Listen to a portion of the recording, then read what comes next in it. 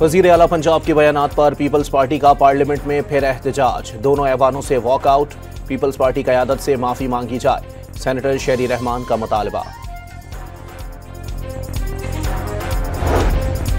Speaker कौमी assembly सरदार Ayaz Sadiq peoples party को मनाने में नाकाम। पीपल्स पार्टी का बिलावल भुट्टो और पार्टी के खिलाफ बयानात बंद होने तक किसी भी कानून साजी का हिस्सा बनने से इनकार। ज़राए का दावा।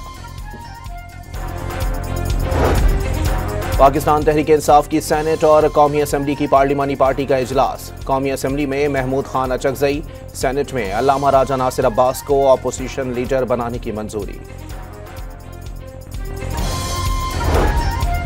और हरिपुर में दुकान में सिलेंडर फटने से धमाका, 9 अफराद जख्मी हो गए।